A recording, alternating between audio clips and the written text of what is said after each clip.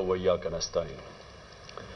मेरे पाकिस्तानियों, बहुत दर्दनाक तकलीफ दे सानिया हुआ है अभी पेशावर में, और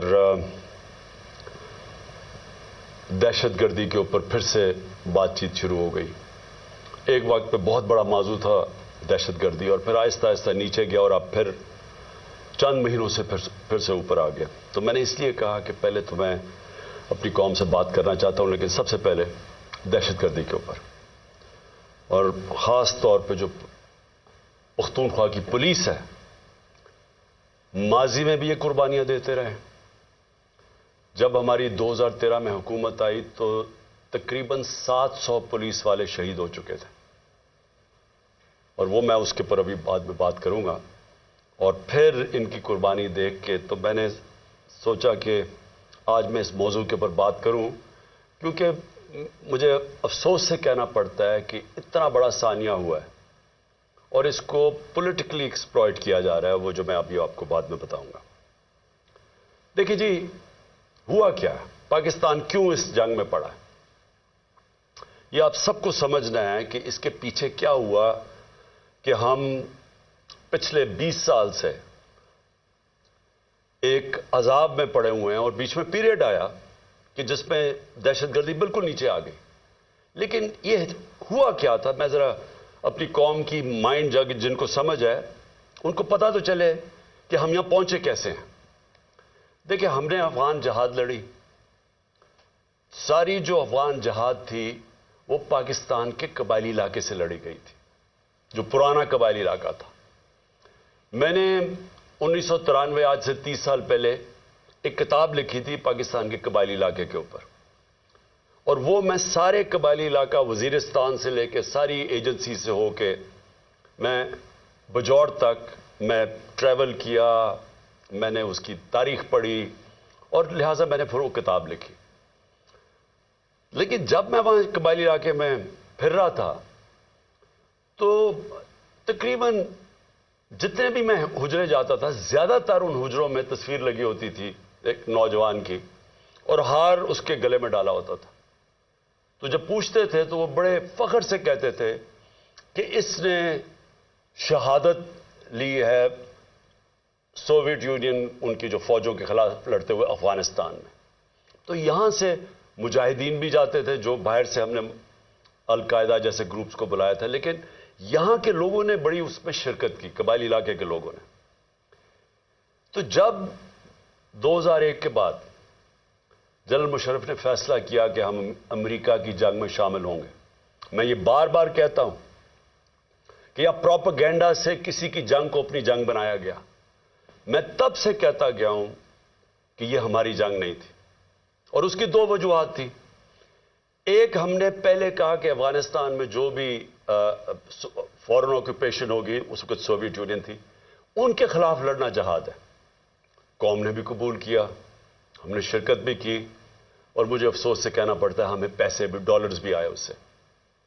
लेकिन जब 2001 में अमेरिका उसके बाद फैसला करता है अफगानिस्तान आने में, और अब हम अपने लोगों को कह रहे हैं, अपनी कौम को भी कह रहे हैं, और वो लोग जिन्होंने शिरकत की थी उस अफगान जहाद में, वो ग्रुप्स, और फिर वो कबायली इलाका के अंदर जो लोगों ने जिस तरह मैंने आपको बताया शहादतें हुई उस अफगान जहाद में, अब उनको कह रहे हैं कि नहीं जी, अब ये दहशतगर्दी होगी अगर अमरीकियों के खिलाफ आप फॉरेन ऑक्यूपेशन के खिलाफ आप लड़ेंगे। इसका एक, सबको पता था कि इसका एक बैकलैश आना है, इसका रद्द अमल आना था। और जब जब मेरी आप स्टेटमेंट्स, मैं 2003 में नेशनल असेंबली में भी बोला, जब पाकिस्तान ने फैसला किया, जनरल मुशर्रफ ने अपनी पहली दफा 1948 के बाद, जब कायदे आजम ने हुक्म किया था कि पाकिस्तान की फौज कबायली इलाके से वापस ले आओ, ये पहली दफा जब मुशर्रफ ने फौज भेजी वहां 2003 में, तो मैंने असेंबली में तकरीर की और कहा कि अगर आप तारीख पढ़ लें कबायली इलाके की, अब कभी यह हिमाकत ना करते, क्योंकि हमारी वो फोर्स थी वहां, हमें कोई फौज भी नहीं रखने की जरूरत थी। वहां पुरअमन इलाका था, पाकिस्तान से बहुत ज्यादा कबायली इलाका पुरअमन था। जब फौज भेजी, वहां से हमारे मसले शुरू हुए। वो लोग, उनमें से جن لوگوں نے شرکت کی تھی جو سمجھتے تھے کہ یہ امریکہ نے بڑا غلط کیا ہے افغانستان میں آ کے، وہ لوگ ادھر بہت بڑی ایک غصہ آیا. ان کو تو نہیں آپ کنونس کر سکتے کہ اب یہ جہاد نہیں دہشت گردی ہے. 2002 کا الیکشن ہوتا ہے، اور اگر کسی کو شک تھا کہ یہ سارا جو پشتون علاقہ ہے یہ بڑا ناراض تھا کہ امریکہ جب افغانستان گیا، تو سارے 2002 کے اندر پشتون علاقے نے ایم ایم اے کو ووٹ دی، کیونکہ ایم ایم اے واحد پارٹی تھی جو کہہ رہی تھی کہ بہت برا ہوا. دوسرا خیر میں تھا، میری تو پارٹی چھوٹی سی تھی. ہم کہتے رہے اور یہ ایم ایم اے بھی کہتے رہے کہ یہ بڑا غلط کیا امریکہ نے، کیونکہ افغانستان کے لوگوں کو کلیکٹو پنشمنٹ دینے کی کیا ضرورت تھی. القاعدہ ایک گروپ تھا، لیکن ایک پورے قوم کو سزا دینا تو ایک بڑا ایک اس کے خلاف پاکستان کے اندر بھی بڑا عوام نے یہ پسند نہیں کیا، اور وہ کافی غصہ تھا لوگوں میں، خاص طور پہ پشتون بیلٹ میں، کیونکہ وہ انہوں نے کنیکشن جو پشتون اس طرف ہے اور اس کا دوسری طرف قبائلی علاقے کا تو بارڈر ہی کوئی نہیں ہوتا تھا. ڈیورن لینڈ تو تھی کچھ نہیں، تو وہاں سے تو آمد و رفت رہتی تھی دونوں طرف. تو اس کا ایک ری ایکشن آیا، اور ری ایکشن عوام نے پشتونوں نے بتا دیا 2002 میں کہ وہ اس جنگ کے خلاف ہے. انہوں نے ایم ایم اے کو ووٹ دی، کیونکہ دونوں پارٹیز تو ڈرتی ہیں، بات ہی نہیں کرتی تھی امریکہ کے خلاف. یہ تو امریکہ کو اپنا وہ آقا مانتی ہیں، تو یہ تو بولی نہیں. تو جو بول رہی تھی پارٹی ایم ایم اے، ان کو قوم نے ووٹ دی، سارے پشتونوں نے. تو پتہ چل گیا کہ قوم کدھر کھڑی ہے. اب وہاں سے شروع ہوئی، جیسے جیسے ہم پڑھتے گئے امریکہ کی جنگ میں، وہ پھر وہاں دہشت گردی، اس کا ری ایکشن آتا گیا. انہوں نے پاکستان کے خلاف جو پھر پہلی دفعہ 2004-05 میں ہم نے ٹی ٹی پی کا نام سنا. یہاں تو کوئی ملیٹنٹ طالبان نہیں تھے. جو جنگ لڑی تھی، جو اس طرف مجاہدین اور طالبان نے انہوں نے لڑی تھی سوویٹس کے اگینسٹ، تو یہاں تو کوئی ملیٹنسی نہیں تھی. تو آہستہ آہستہ پاکستان میں یہ دہشت گردی اور ملیٹنسی بڑھتی گئی.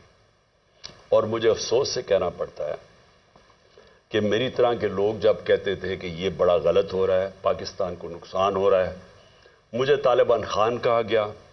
میں جب وہ امریکنوں کی جو افغانستان میں وہ کر رہے تھے، اس کو بار بار میں کہتا گیا کہ کوئی ملٹری سولوشن نہیں ہے.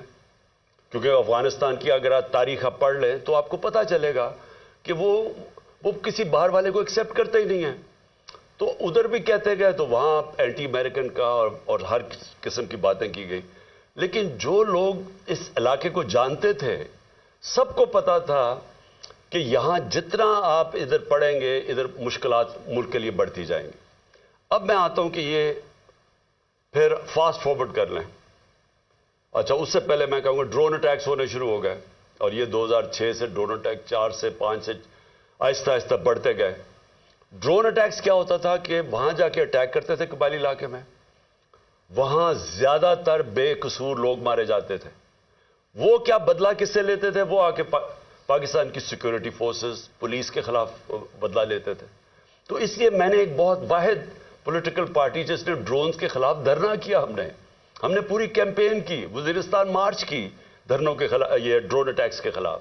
باقی یہ پارٹیز چپ کر کے بیٹھی ہوئی تھی اور ڈرتے تھے. آپ کو پتہ ہے ان کے تو پیسے باہر پڑے ہوئے ہیں، تو وہ تو ڈرتے ہیں بولتے ہوئے. جب آپ کی دولت وہاں باہر پڑی ہو تو خوف آتا ہے ان سے. اس کے بعد کیا ہوا؟ ہماری گورنمنٹ آ گئی، پختونخوا میں گورنمنٹ آئی 2013 میں. ہماری پولیس بری طرح ان کی کیجولٹیز ہوئی تھی، وہ ڈیمورلائز تھی. ہم نے پولیس کے اوپر پوری ریفارمز کی گئیں. آئی جی درانی صاحب کو ہم نے یہاں سے لے کے گئے مرحوم، وہ آئے وہاں، ہم نے پولیس کو ریفارم کیا. پولیس کمانڈوز کی ٹریننگ کروائی، پہلی دفعہ پولیس کمانڈوز کو ڈیولپ کیا.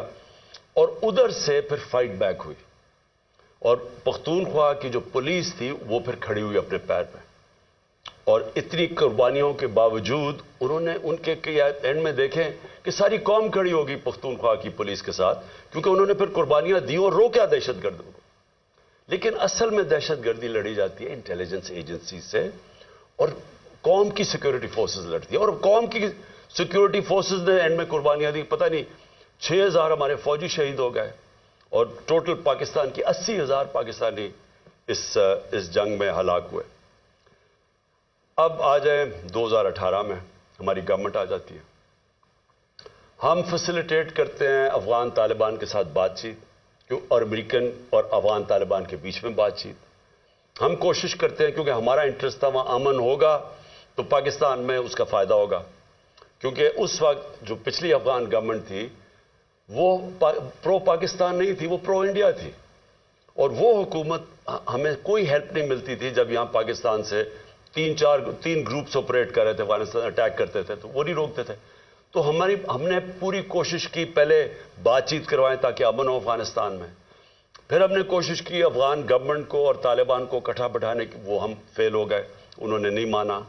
لیکن ہم نے کوشش کی, ہم نے دونوں اس گورنمنٹ سے بھی بات کر رہے تھے. میں گیا بھی کابل جب پریزیڈنٹ غنی تھے, تو صرف کوشش کی کہ ہم کسی طرح یہاں امن پیدا کریں. تو جب پچھلی 2021 کی گرمیاں, اب میں صرف آپ کو اس لیے تفصیل بتا رہا ہوں تاکہ آپ کو پتا ہو آج جو ہو رہا ہے اس کے پیچھے بیک گراؤنڈ کیا تھی.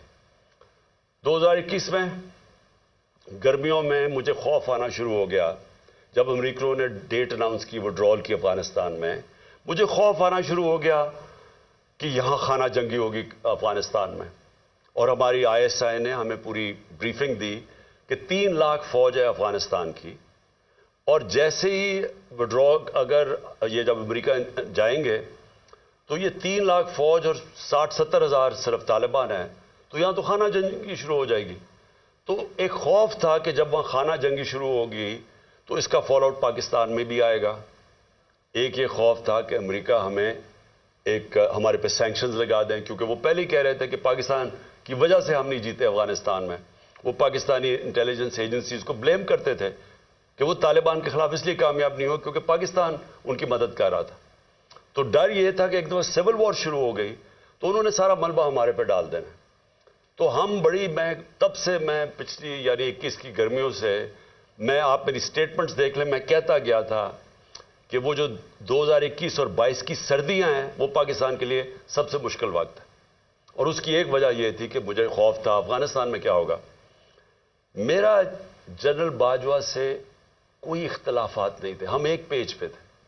اس ملک نے بڑا فائدہ ہوا جبکہ پاکستان کی اسٹیبلشمنٹ اور الیکٹڈ گورنمنٹ ایک پیج پہ تھی. اچھے کام ہوا. کرونا کے اندر دنیا نے ہمارا تسلیم کیا جس طرح ہم نے ڈیل کیا, لیکن سب ایک قوم نے مل کے اس سے لڑا. اس کے بعد ٹڈی بھی تھی, اس کا ایک آیا وہ بھی, اس پہ بھی بڑا ہمیں خوف تھا. تو ہر چیز میں اس وقت ہم اکٹھے چل رہے تھے. اختلاف پہلا یہ ہوا کہ ایکسٹینشن کے بعد جنرل باجوہ نے بار بار ہمیں کہا کہ NRO کو NRO دے دو اور اکاؤنٹیبلٹی سے پیچھے ہٹ جاؤ اور نیب کو چینج کر دو جو اب نیب ہے. یعنی نیب کو لاز کو امینڈ کرنا یہ تب سے شروع ہو گیا تھا کہ جیسے آپ امینڈ کریں گے تو یا پولیٹیکل سٹیبلٹی آ جائے گی. بیسکلی ان کو NRO دے دو, جو ہم نے ریفیوز کر دیا. میں نے میٹنگ بھی تھی ایک ہوئی تھی جس میں میرے سینئر منسٹرز بیٹھے تھے, جنرل باجوہ نے یہ تجویز دی. ہم نے کہا نہیں کرتے کیونکہ میں تو آیا ہی پالیٹکس میں 26 سال پہلے تھا رول آف لا کے لیے اور انصاف, اور اگر انصاف نہیں ہوتا تو کرپشن ہوتی ہے. تو دوسرا اختلاف کدھر ہوا؟ دوسرا اختلاف ان سے ہوا جنرل فیض کے اوپر. اب میں آج ساری قوم کے سامنے رکھنا چاہتا ہوں جو حقائق کیا تھے. میرا جنرل فیض کو اس وقت میں سمجھتا تھا کہ کیونکہ 2021-22 کی سردیاں ہمارے لیے بڑی مشکل ہوں گی, میں چاہتا تھا کیونکہ افغانستان کا فال آؤٹ آنا تھا, میں یہ چاہ رہا تھا کہ ان کو یہ سردیوں تک جنرل فیض کو رکھا جائے. کیونکہ اگر سب سے مشکل ٹائم ہے تو جو سب سے ایکسپیرینسڈ آپ کا انٹیلیجنس کا چیف ہے اس کو ہونا چاہیے, آپ کا بیسٹ کھلاڑی ہونا چاہیے. مجھے تب سے خوف تھا دہشت گردی کا. میں نے بار بار جنرل باجوہ سے بھی بات کی, میں نے اپنی کیبنٹ کو بھی بتایا کہ سردیاں ہمارے لیے مشکل ہیں, کیونکہ ایک پوری تاریخ میں دیکھ رہا تھا, مجھے تو پوری بیک گراؤنڈ پتا ہے اس کی. اللہ نے کرم کرنا تھا ایک طرح ہمارے اوپر بھی اور افغانستان کے لوگوں کے اوپر کہ وہ جو امریکن جو ٹرین کیا ہوا تھا افغان فوج, اس نے ہتھیار ڈال دیے. پریزیڈنٹ غنی ملک سے چلا گیا افغانستان سے, ایک دم طالبان کی گورنمنٹ آ گئی. کوئی خانہ جنگی سے یہ سارا خطہ بچ گیا. اس نے آپ کو اندازہ نہیں کہ پاکستان کے اوپر کتنا فائدہ ہوا اس کا. اگر خدا نہ خواستہ خانہ جنگی شروع ہو جاتی ہمیں سب سے بڑا نقصان ہونا تھا. اللہ نے کرم کیا، افغانستان کے لوگوں پہ ہمیں بھی بچا لیا۔ اب اس کے بعد کیا ہوا؟ پاکستان، کیونکہ ہم نے دعا کے ڈائلاگز جو امریکن اور طالبان کے تھے، ہم نے سب سے زیادہ اس میں پروموٹ کیا، اس کے اندر ہمارا سب سے بڑا کام تھا۔ تو ایک جو گورنمنٹ سب سے پہلے جس کے سب سے اچھے تعلقات تھے افغانستان میں، وہ پاکستان تھا، اور جو دنیا نے ایکنالج کیا کہ جو ایویکویشن ہوئی افغانستان میں، اس میں پاکستان نے سب سے بڑا رول پلے کیا، کیونکہ ہمارے تعلقات اچھے تھے۔ اور پھر شاہ محمود قریشی کو میں نے وہاں بھیجا، انہوں نے ان سے میٹنگز کی۔ ہماری کوشش یہ تھی کہ 2500 کلومیٹر کا ہمارا بارڈر ہے افغانستان کے ساتھ، ہمارے تعلقات اچھے ہوں گے تو یہ جو 3 قسم کے دہشت گرد پاکستان میں آپریٹ کر رہے تھے، BLA، TTP اور پھر ISIL، تو ہماری کوشش یہ تھی کہ ہم ان کے ساتھ اگر وہاں سٹیبل گورنمنٹ آ جائے تو پاکستان بچ جاتا ہے دہشت گردی سے۔ OIC کی منسٹرز کی میٹنگ کروائی غالباً دسمبر میرے خیال میں 2021 میں، افغانستان کو ٹاپک رکھا، دنیا کو بتایا کہ افغانستان کی سٹیبلٹی ضروری ہے، جس پہ ایک ہم نے اپنی وجہ بتائی کہ پاکستان میں دہشت گردی کنٹرول کرنے کے لیے سٹیبل افغانستان ضروری ہے۔ کانفرنس کروائی۔ اس کے بعد کیا ہوا کہ اس کے بعد بدقسمتی سے رجیم چینج آ گئی اور ہماری گورنمنٹ کو ہٹایا گیا۔ جب ہماری گورنمنٹ کو ہٹایا گیا تو اس سے پہلے ہماری میٹنگ ہوئی، میں نے جنرل باجوہ اور ISI چیف تھے، اب مجھے یہ نہیں یاد کہ اس وقت جنرل فیض آ گئے تھے یا یہ جنرل ندیم تھے، لیکن جنرل باجوہ تھے، اور میں نے اور ہم نے بیٹھ کے گفتگو کی کہ اب جب اپنی افغانستان میں ایک پرو پاکستان گورنمنٹ ہے، یعنی اینٹی نہیں ہے، کیونکہ غنی ایڈمنسٹریشن تو پاکستان کے خلاف تھی، جب وہ آ گئی ہے تو ہمیں کوشش کرنا چاہیے۔ اب جب طالبان انہوں نے بھی کہہ دیا کہ اب ہم ان کو واپس بھیجنے لگے ہیں، اب 30 سے 40 ہزار طالبان فائٹرز اور ان کی فیملی افغانستان میں تھی۔ تو ہماری میٹنگ ہوئی اور ہم نے سوچا کہ اب ان کو کیا کرنا ہے۔ انہوں نے وہ کہہ رہے ہیں کہ پاکستان آئے اب یہ واپس، اور وہ بیچ میں بھی پڑھنے لگے تھے کہ ہم کسی طرح بات چیت پہ بھی وہ فیسیلیٹیٹ کریں۔ اب ڈسکشن یہ ہوئی، کیونکہ یہ جو سیکیورٹی ایشوز ہے وہ تو ہم بات کرتے تھے جنرل باجوہ اور ISI سے۔ جب ہماری بات ہوئی تو دو ہمارے، خاص طور پہ 2 کی میں بات کر رہا ہوں، 3 جو ایک اور ہمارے بیوروکریٹ تھے جن کو قبائلی علاقے کا اندازہ تھا، جو سرو کر چکے تھے، اور ہمارے نور الحق قادری صاحب جو خیبر ایجنسی سے تھے، اور وہ مراد جس نے ساری جو سوات کے اندر پورا آپریشن ہوا تھا طالبان، تو انہوں نے بیٹھ کے بڑا خدشہ بتایا کہ دیکھیں جب وہ آئیں گے تو ان کی سیٹلمنٹ کیسے ہوگی، کیونکہ بڑا مشکل ہوگا، لوگوں کی دشمنیاں ہیں، قتل کیے ہوئے ہیں آپس میں، اور انہوں نے طالبان نے، تو وہ بڑی تشویش تھی۔ تو یہ فیصلہ کیا گیا کہ ہمارے جو قبائلی علاقے کے MNAs اور وہ بیٹھ کے ہماری سیکیورٹی فورسز فیصلہ کریں گی کہ ان کو ریہیبلیٹیٹ کیسے کرنا ہے۔ یہ بھی سوچا کہ ان کے لیے پیسے خرچ کریں گے، کیونکہ 2 ہی ہے نا، یا ہم ان کو مار دیں ساروں کو کھڑا کر کے، اور یا پھر ان کو سیٹل کریں اور ان سے کوئی اگریمنٹ کریں، اس کے علاوہ تو تیسرا کچھ نہیں تھا۔ تو ہم نے ان سے یہ بات ہوئی، اور وہ بدقسمتی سے بات آگے بڑھی نہیں، کیونکہ اور چیزیں آ گئی، اور آپ سب جانتے ہیں رجیم چینج کے اندر اور چیزیں آ گئی۔ اس کے بعد ہماری گورنمنٹ چلی گئی۔ 2022 کی جون کے اندر ملاکنڈ کے اندر مسئلہ آ گیا، سوات کے اندر ایک دم طالبان کی وہاں کوئی آیا، اور وہ عوام میں کھڑی ہو گئی، ان کو بڑا کہ پھر سے وہی حال ہونے لگا جو کہ پہلے تھا، جدھر سوات کے لوگوں نے بڑی مشکل وقت گزارا۔ تو تب تشویش ہوئی، اور میں نے جون کے اندر پھر میٹنگ کی اپنے پختونخوا کے MNAs اور MPs کے ساتھ، KP ہاؤس کے اندر اسلام آباد میں میٹنگ کی، اور ان کو سب خدشہ تھا کہ یہ ایک نیا فینومینا پھر آ رہا ہے، یہ جو طالبان آ رہے ہیں وہاں سوات کے اندر جو ہو رہا ہے، اور پھر لیٹرز لوگوں کو آنے شروع ہو گیا کہ پیسے کے، اور پھر ہمارا ایک MP تھا اس کو گولیاں لگیں وہاں دیر کے اندر۔ تو سب سے میٹنگ ہوئی، اور ان کو خوف تھا کہ یہ ہو کیا رہا ہے، اور پھر ہم نے، کیونکہ ہماری گورنمنٹ تھی KP میں، ہم نے انہیں کہا کہ آپ بات کریں وہاں کے کور کمانڈر سے، اور کوئی اگریمنٹ کریں کہ یہ کیا ہو رہا ہے، یہ فینومینا کیا ہے، کچھ سمجھ نہیں آ رہی تھی۔ لیکن اس گورنمنٹ نے کوئی ان کو سمجھ نہیں تھی کرنا کیا ہے، نہ ہی ان کی کوئی توجہ تھی وہاں، انہوں نے جب جون میں وہاں سے خدشہ ہوا کہ یہ ہو رہا ہے، یہ کیا فینومین ہے، کیونکہ بارڈر تو گورنمنٹ کے ہاتھ میں نہیں ہے پختونخوا کے، تو ان کے اندر کوئی کسی کو نہ سمجھ تھی، نہ کسی کا انٹرسٹ تھا. عجیب عجیب سی ان کی مزاحیہ سٹیٹمنٹس آئیں اور وہ ایشو وہیں کا وہیں رہ گیا. اب یہ ایشو آہستہ آہستہ بڑھنا تھا، اور اب جدھر یہ پہنچ گیا ہے، مجھے اب ہوا کیا، جب پولیس پہ جب یہ اٹیک ہوا مسجد کے اندر، تو ابھی وہ لوگ، وہ بیچارے، جو پھر سے آج سب کے سامنے ہم سب کو تکلیف ہے کہ جس طرح کی ہم نے وہ سینز دیکھے ہیں، اور جس طرح وہ پولیس والوں کے اوپر ایک غصہ اور ایک غم طاری ہوا تھا، وہ ہم نے دیکھا سب نے. تو سوال ابھی یہ پوچھا جائے کہ گورنر کے پی نے ابھی تو لوگوں قبروں میں دفن بھی نہیں کیا، ابھی تو لوگ تکلیف میں ہیں، ابھی تو انالیسس ہی نہیں ہوا کہ یہ ہوا کیا ہے. گورنر کے پی خط لکھ دیتا ہے کہ جی الیکشن کو ڈیلے کیا جائے، ملک صوبے کا صورتحال ٹھیک نہیں ہے. اب میرا یہ سوال ہے کہ جو لوگ یہ اب سمجھ رہے ہیں کہ یہ جو دہشت گردی بڑھائی جا رہی ہے، اور جو پہلے سے بھی یہ پی ٹی آئی کی گورنمنٹ کے خلاف ہے، اور یہ الیکشنز کو متاثر کر رہی ہے، اور یہ الیکشنز ڈیلے کرنے کے لیے، تو گورنر نے تو خط سے یہی اسی طرف لوگوں کو، جس کا نہیں بھی سوچتا وہ ادھر چلی گئی ہے. کیا یہ عقل ہے کہ جب تک آپ نے پوری طرح دیکھا ہی نہیں اور پتہ ہی نہیں آپ کو سیکیورٹی سچویشن کیا ہے، سیدھا بیٹھ کے کہہ دیا کہ الیکشن ڈیلے کرو؟ جو پرو گورنمنٹ کے تجزیہ نگار ہیں وہ بھی شروع ہو گئے کہ جی الیکشن ڈیلے کیا جائے. تو کچھ تو سوچ لیں کہ لوگوں کے اندر جدھر پہلے ہی خدشات ہیں، ایک ٹرسٹ ڈیفیسٹ ہوا ہے کے پی کے اندر، پختونخوا کے لوگوں کو اعتماد چلا گیا ہے کہ یہ دہشت گردی ہے کیا. ہم سب جانتے ہیں کہ پی ٹی ایم کے کیا نعرے ہیں، اور جب پہلے سے خدشے ہیں تو یہ گورنر سٹیٹمنٹ دے رہا ہے کہ جناب الیکشن ڈیلے کر دیں.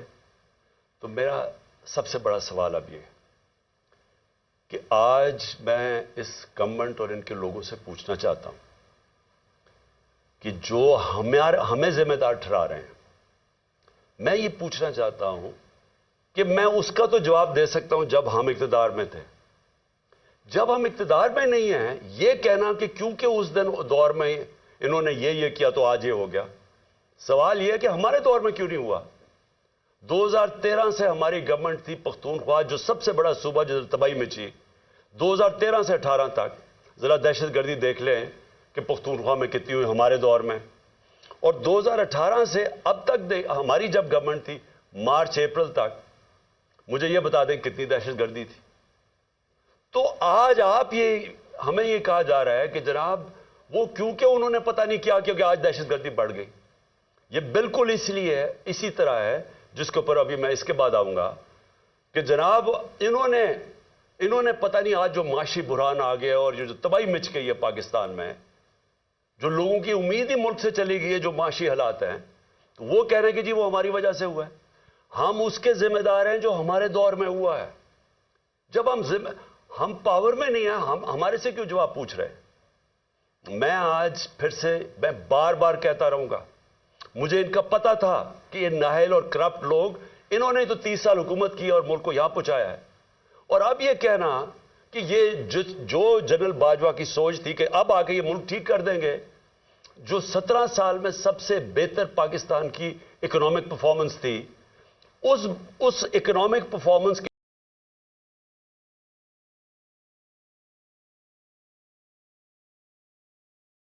کہوں گا کہ ہمیں پتا تھا یہ کیا ہونا ہے. میں ان کو جانتا ہوں 30 سال سے جو انہوں نے کیا پاکستان کے ساتھ.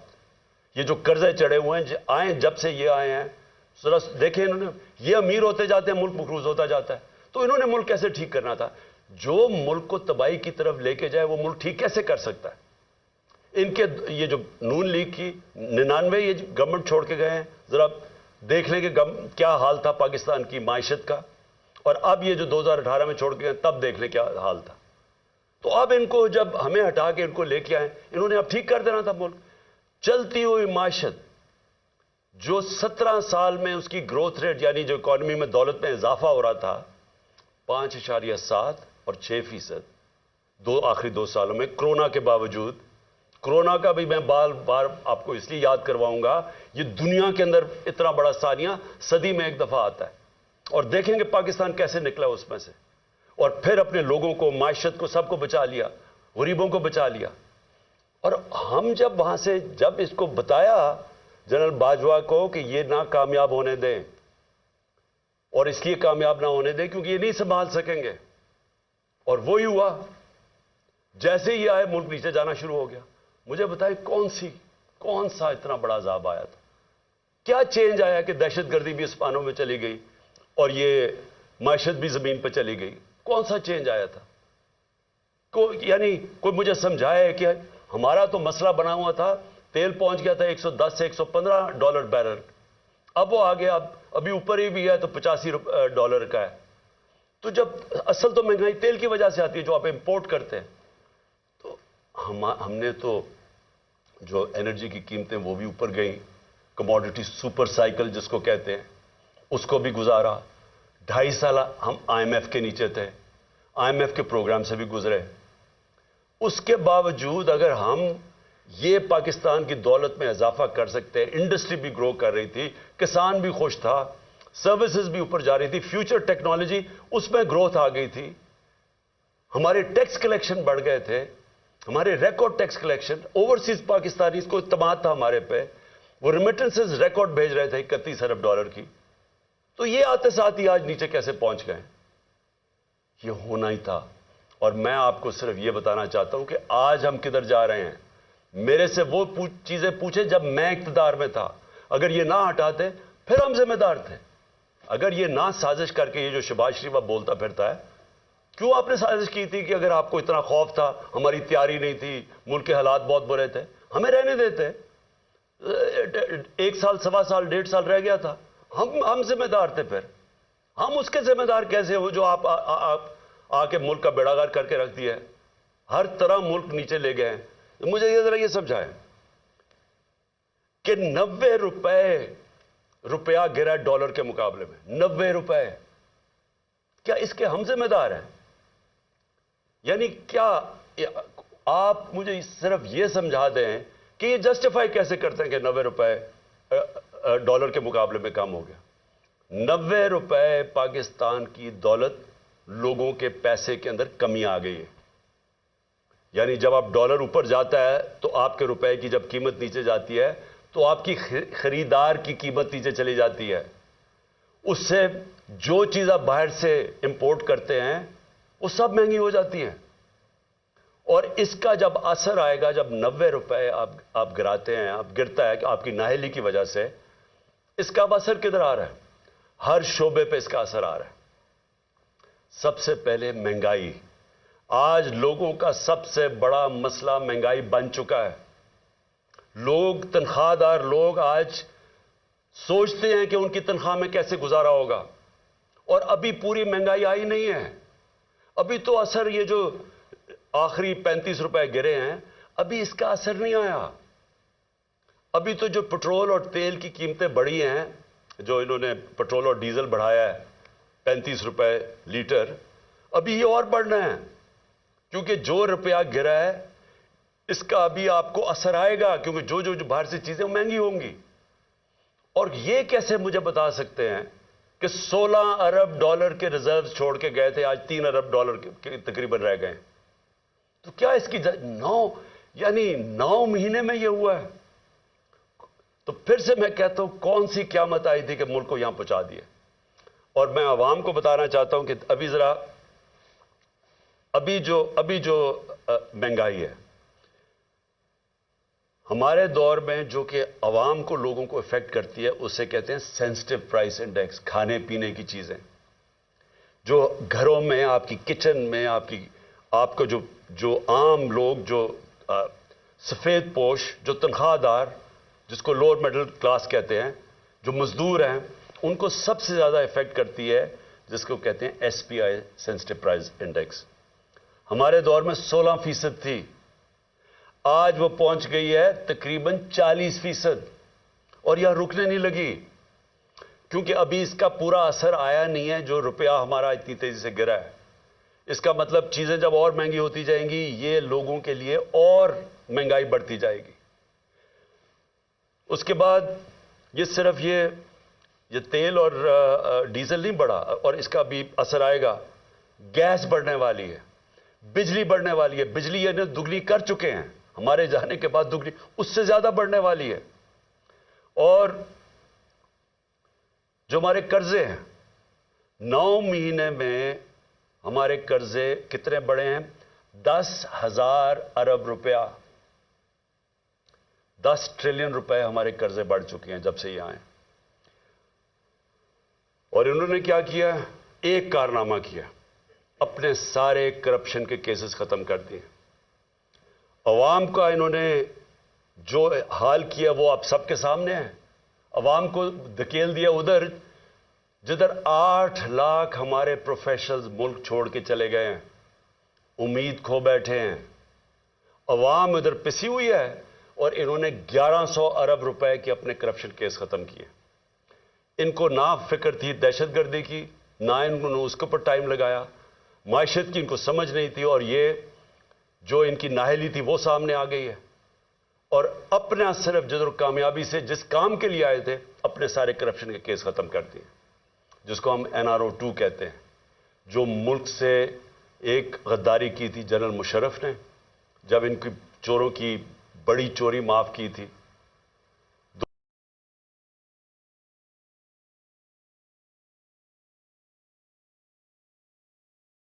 کہ آج دروازے کھول دیے ہیں بڑی چوری کے, وائٹ کالر کرائم کے دروازے کھول دیے ہیں, کیونکہ نیب تو انہوں نے ختم کر دی ہے, FIA ختم کر دی ہے. ان کا صرف کام ہے سیاسی انتقام لینا. اور میں جو تیسری آج چیز بات کرنا چاہتا ہوں, 3 چیزوں پہ میں نے آج بات کرنی تھی.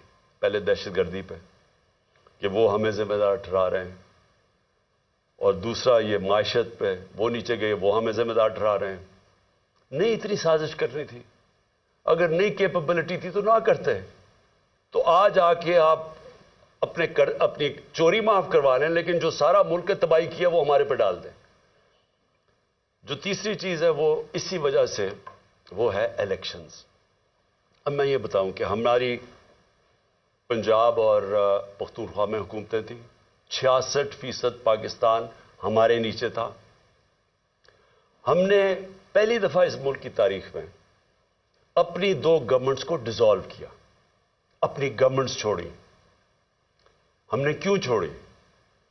اب ہمیں کوئی ضرورت نہیں تھی, کسی نے بندوق نہیں رکھی تھی ہماری گورنمنٹ کرانے کے لیے. ہم نے اس لیے چھوڑی کیونکہ ہم سب کو خوف آ رہا ہے پاکستان کا, یہ جو تباہی کی طرف یہ لے کے جا رہے ہیں. اور مجھے خوف ہے کہ آگے اور ہم نے کتنا نیچے جانا ہے. IMF مل بھی گئی تو وہ بھی کینسر کا علاج ڈسپلن سے ہوگا.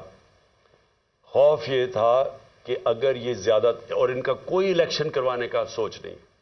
یہ بھی واضح ہو جانا چاہیے کہ اتنی جلدی انہوں نے پشاور کے ثانیہ کو استعمال کیا ہے کہ کس طرح الیکشن ڈیلے ہو جائے. ان کا الیکشن اس سال کروانے کا بھی نہیں تھا پلان, یہ آگے لے کے جانا چاہتے ہیں. اور ان کی پوری کوشش یہ ہے کہ کسی نہ کسی طرح یہ تب الیکشن کروائیں جب یہ سمجھیں کہ تحریک انصاف ختم ہو چکی ہے. یہ ان کا پلان ہے.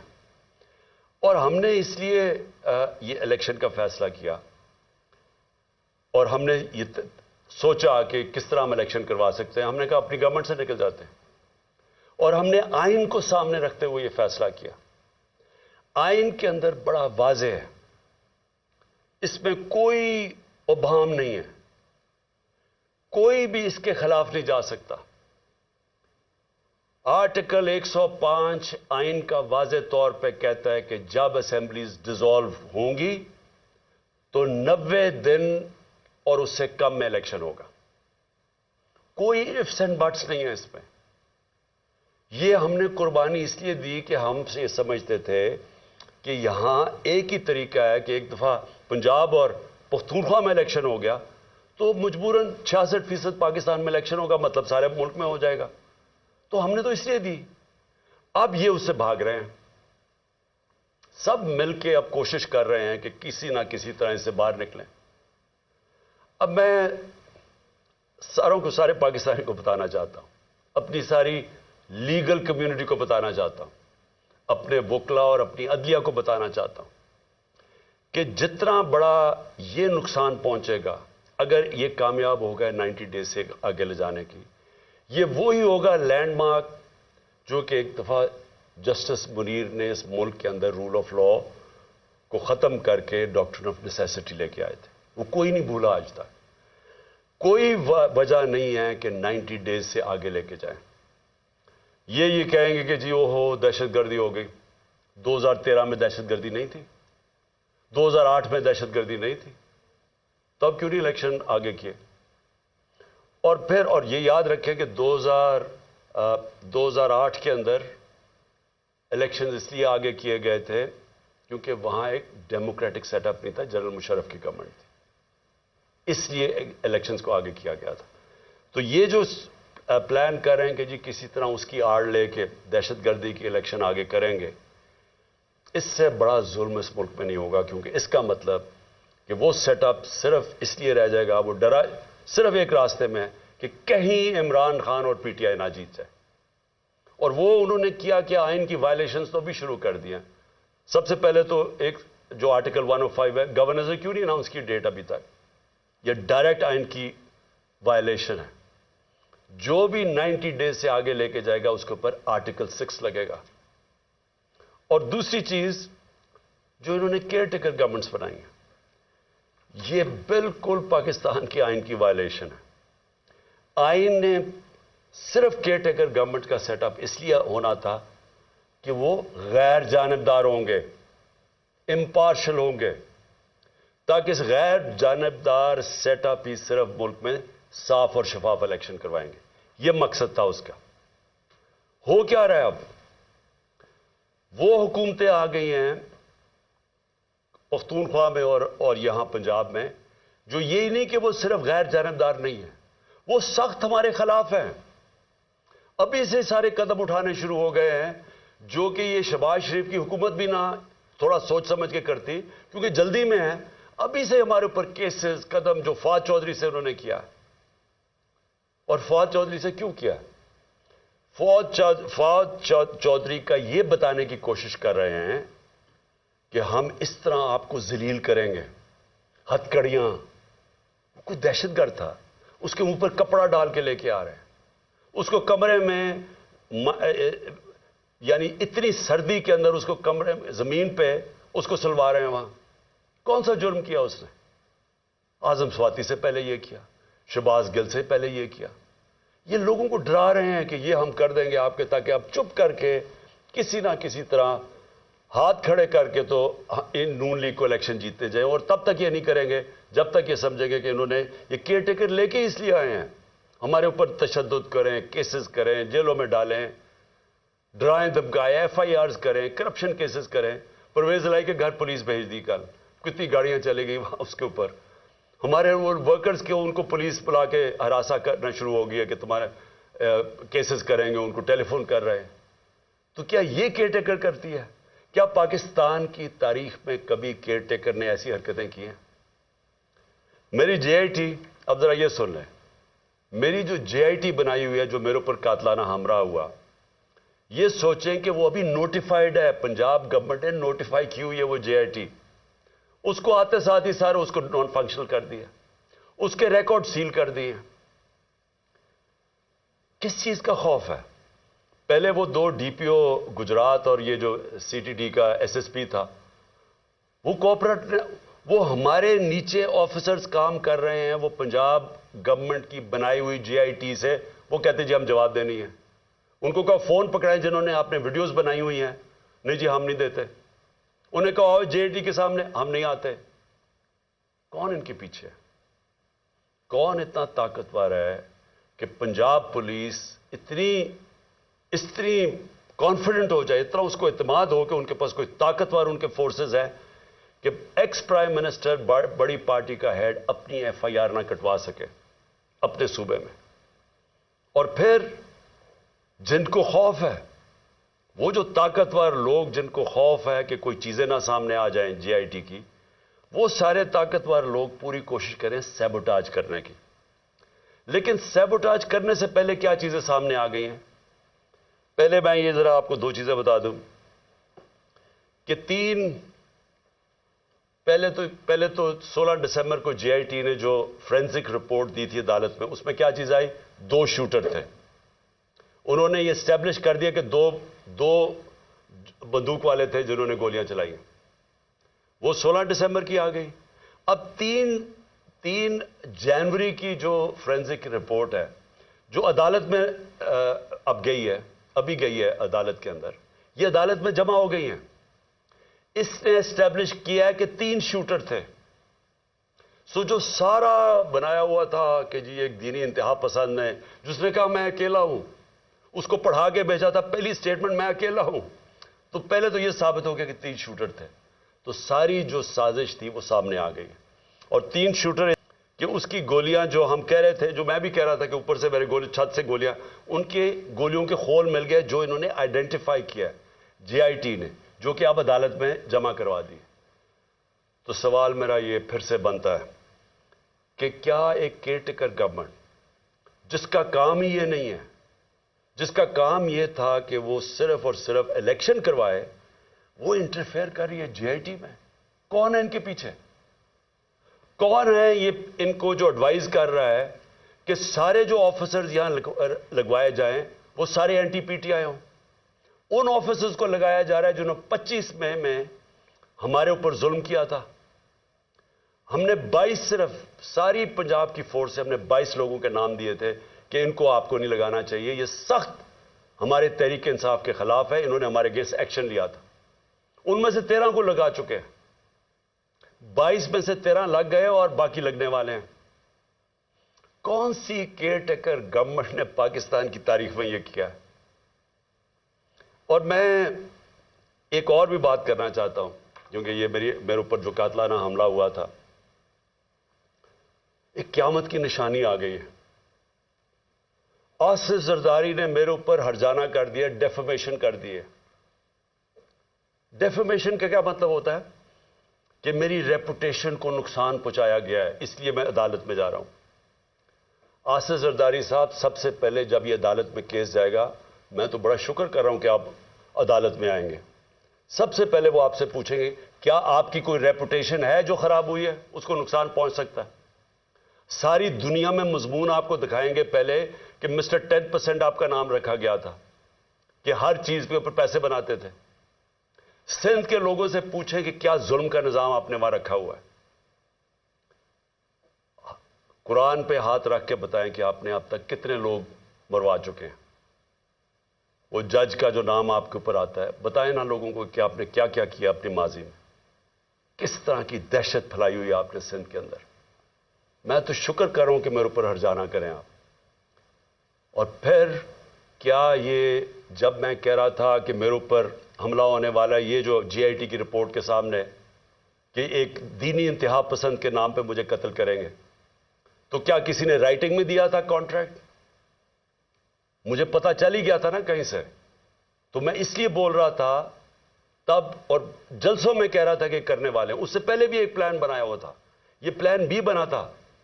تو کوئی مجھے رائٹنگ میں تو کسی نے نہیں کہا تھا کہ آپ ثبوت دیں. جی مجھے انفارمیشن ملی تھی تو میں نے کہا تھا، اور وہ ساری انفارمیشن ثابت ہو رہی ہے. یہ جو جے آئی ٹی میں کور اپ کرنے کی کوشش ہو رہی ہے، یہ طاقتور لوگ اپنے آپ کو بچا رہے ہیں، اس لیے وہ خوف زدہ ہیں کہ کہیں سچ نہ سامنے آ جائے. اور یہ جو آصف زرداری آپ نے جو گیم کی ہے، یہ ایک سپلنٹر گروپ ہے دہشت گردوں کا. اور میری انفارمیشن اتنی سالڈ ہے، وہ اتنی سالڈ ہے کہ وہ اس میں جو مجھے ڈیٹیلز پتا ہے.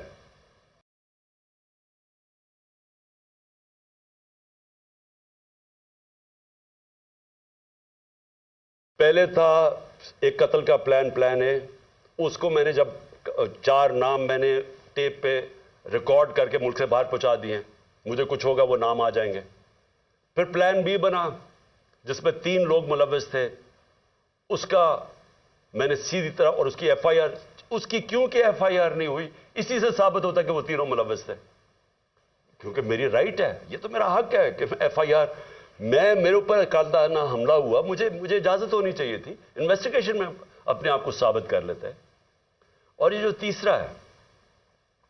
جو تیسرا جو یہ پلان انہوں نے کیا ہوا ہے، اب یہ دہشت گردی کے نام پہ ہوگا. کہ پہلے تو دینی اتحاد پسند نا سلمان تسیر ٹائپ مرڈر، اب یہ ہوگا کہ جی دہشت گردی ملک میں آ گئی ہے تو جی دہشت گرد کا خود کش حملہ ہو گیا اور عمران خان کو مار دیا۔ میں یہ اس لیے ساری قوم کے سامنے لے کے آ رہا ہوں کہ آصف زرداری، آپ نے جو اربوں روپیہ اس ملک کا چوری کر کے باہر رکھا ہوا ہے، یہ قوم آپ کو معاف نہیں کرے گی۔ اس لیے میں نے کیا ہے کہ آپ پیسہ نہ انجوائے کریں، بعد میں یہ سمجھیں حملہ کروا دیں۔ اور وہ جو آفیسرز بھی ہیں ان کا بھی مجھے پتہ ہے کون ملوث ہے ان کے اندر، اور اس لیے میں پہلے سے لوگوں کو آگاہ کر رہا ہوں، اور میں بڑا شکر کر رہا ہوں کہ اس آدمی کو میرے ساتھ عدالت میں کھڑا کرو۔ میں اس کی پوری کتاب ہوگی، اتنی بڑی کتاب ہوگی بتانے کے لیے کہ اس کے پاس ریپوٹیشن ہی نہیں ہے ڈیفینڈ کرنے کے لیے۔ آخر میں اپنی قوم کو میرا آخری پیغام یہ ہے، یہ آج کی تقریر کا، کہ دیکھیں ایک ملک پھر سے یہ یاد رکھیں کہ ہم جس طرح جا رہے ہیں یہ ملک ہم تباہی کی طرف جا رہے ہیں۔ کیوں؟ کیونکہ ہمارا ایک بہت بڑا، جب پاکستان بنا تھا اس کے پیچھے ایک بڑا فلسفہ تھا، اس کے پیچھے قربانیاں تھیں، اس کے پیچھے ایک بڑی خواب تھی۔ اس ملک کو بنانے کے لیے ساری دنیا، مسلمان دنیا میں خوشیاں ہوئی تھیں۔ مجھے البینیا کا پرائم منسٹر ملا ایک دفعہ، اس نے کہا کہ ہم قائد اعظم کی تقریریں سنا کرتے تھے، اب وہ فوت ہو گئے، ہم ریڈیو پہ سنا کرتے تھے، اور نیلسن منڈیلا نے کہا کہ وہ قائد اعظم کی تقریریں سنتے تھے کیونکہ وہ سارے آزادی کی جنگ میں ملوث تھے۔ اور اس نے کہا کہ مٹھائیاں بانٹی گئیں البینیا کے اندر جب پاکستان بنا۔ یہ ساری مسلمان دنیا میں ایک ہوپ آئی کہ کیسا ملک بنے گا۔ اس وقت سب سے بڑی پاکستان کی آبادی تھی مسلمان ملکوں میں، بدقسمتی سے ناانصافی کی وجہ سے ایسٹ پاکستان علیحدہ ہوا۔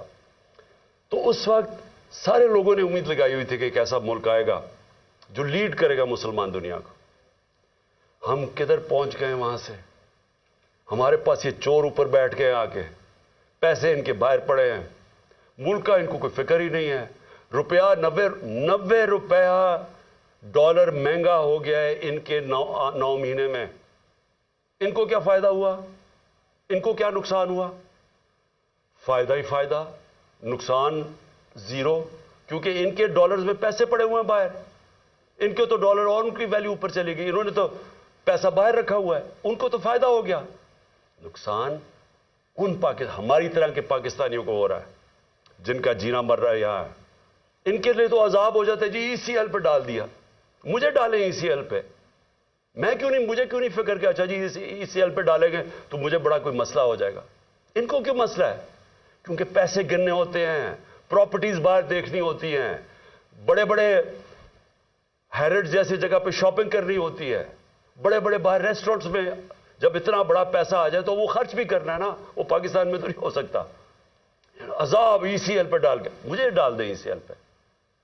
جن کا جینا مرنا آج پاکستان میں ہے وہ سارے آج تشویش میں ہیں، غم زدہ ہیں، سب کو خوف آ رہا ہے آگے کدھر ملک جا رہا ہے۔ میں ہر پاکستانی کی بات کر رہا ہوں جو سمجھتا ہے کہ یہ ہماری ماں ہے، ہمارا ملک ہے، وہ سب آج ان سب کو خوف آ رہا ہے کہ جو ڈائریکشن میں پاکستان جا رہا ہے۔ اور میں پھر سے یہ کہتا ہوں کہ ہمیں وقت ہے ابھی بھی، اور ایک راستہ ہے بس، جو مرضی، میں آپ سے نہیں کہہ رہا، میں 8-9 مہینے سے ایک ہی بات کہہ رہا ہوں کہ یہ جو لوگ آئے ہیں اس سے نکلنے کا ایک ہی حل ہے، ایک فری اینڈ فیئر الیکشن کروائے۔